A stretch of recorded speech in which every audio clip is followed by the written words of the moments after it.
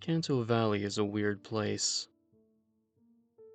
That's what people from outside the town say, and the townsfolk and I readily agree. Whether it's the radio station that can only be picked up within the woods, or the tree in the clearing with its branches covered in old, gold sleigh bells, or the crimson flowers that bloom out of season at the abandoned cottage, Canto Valley has a lot to offer the world in terms of strangeness. Not everything weird encountered in the town or the woods is unique to them, though. Take mimicking crows. I had been caught off guard when I heard a crow hopping outside my neighbor's front door, imitating the words, "knock knock," over and over again. When I heard it, I thought for certain that nowhere else in the world had talking crows. I think that was the first time I felt disappointment when I learned such weirdness extended beyond my hometown's boundary. Though there is something about the birds in the valley that sets them apart from the rest of the world. And that's the painted wall. The painted wall is a sloping, concrete retaining wall that borders the Patterson's orange orchard.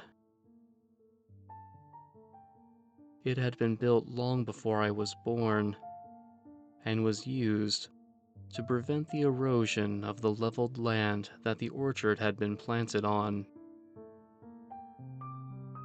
The birds, you see, would slam into it at high speeds, splashing it with their blood. Hence, the name. This was no one-time event. This had been going on for years, decades. Even my father had been calling it the painted wall for as long as I could remember.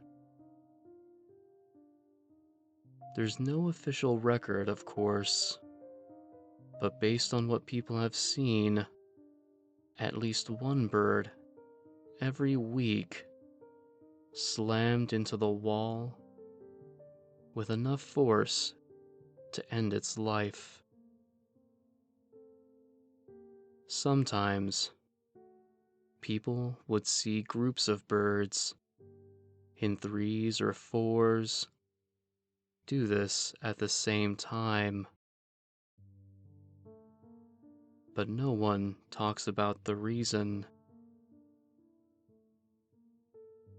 I've heard that fluctuations in the magnetic field mess with the bird's sense of direction, which occasionally causes them to hit homes in other towns or cities. But no one tries to use that excuse in the valley.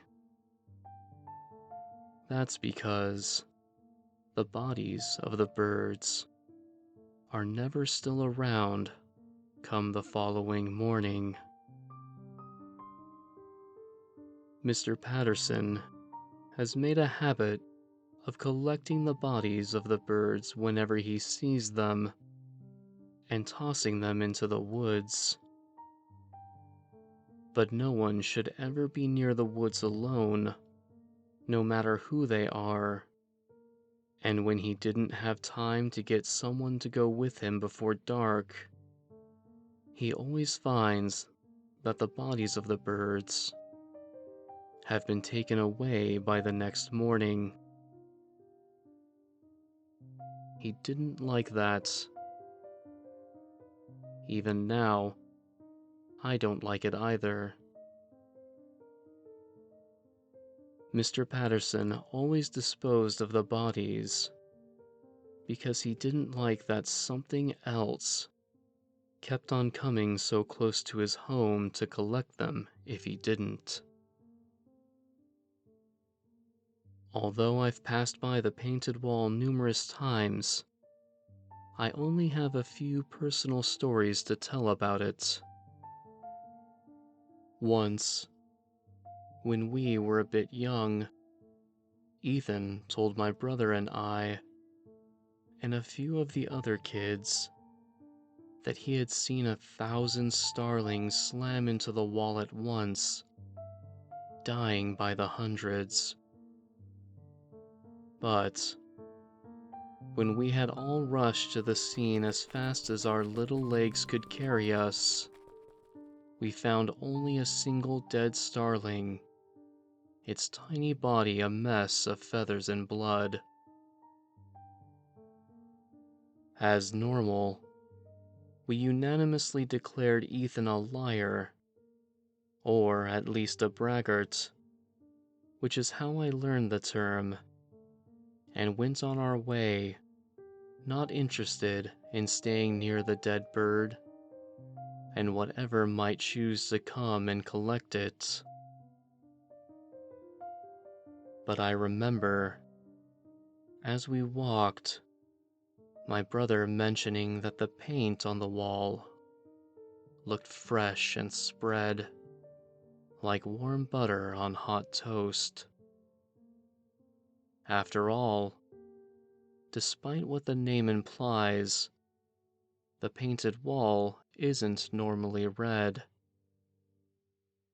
Over the years, it has transformed from a light gray to a rusty brown. But my brother was right. It had seemed a bit more crimson than normal that day. None of this compares to what happened to me a few years later. As Elise, Javi, and I stealthily escaped from the Pattersons' orchard, a ripe orange in each of our hands, we watched as, before our very eyes, over a dozen crows nosedived into the painted wall, slamming beak first into the concrete with sickening thuds and crunches, like the sound of ice shattering on stone. Javi dropped his orange. We all stood motionless, both horrified and mesmerized, at the scene that had taken place not 20 feet away from us. When two of the crows began to stir, the three of us let out the collected breaths we hadn't known we had been holding, and Elise made the first move to get closer to the wall and the crows, both living and dead. I'm not sure what prompted me, but 5 feet from the wall, I dropped my orange and grabbed Elise's shoulder to stop her in her tracks. She stopped, but didn't look back, her eyes locked on the wall. All three of us watched one of the surviving crows, the least injured of the two, hop about as if to get its bearings, before it fixed its beady black eyes on us. Its eyes did not seem curious or afraid, but appraising. The beak of that bird parted open, and from it came the unmistakable word, die. Again and again, die, die. Over and over it said it, its mimicry perfectly understandable, even with the voice of a crow. Die, Die. It then turned to the other surviving crow and, in an unexpected show of violence, began to peck at it again and again, quick and sharp, like a rapier thrust into an opponent. The wounded crow squawked loudly, once, before going silent. Feathers, matted in blood, were torn from its body. Elise gasped, and I found that I no longer held her shoulder, but had embraced her to pull her away. As quickly as the attack had begun, it stopped. The sole surviving crow, its beak dripping drop after drop of blood, spared its victim a single glance before turning to face us once more. It opened its glistening beak. "Dead," it mimicked, its voice more eerily human than before. With that, it spread its wings and flew away, as though nothing in the world was wrong. Elise shared her surviving orange with us after we left, and she would still join Javi and me when we would sneak into the orchard. But when we did so, we would always steer clear of the painted wall for her sake. I didn't tell either of them, though, that only a few days after this, from the corner of my eye, I caught a crow watching me through the leaves of a tree for one agonizing minute after another. And when I finally worked up the courage to turn and face it head on, it flew from the tree, and I thought I heard it mimic, in a frighteningly human voice, "Die, die."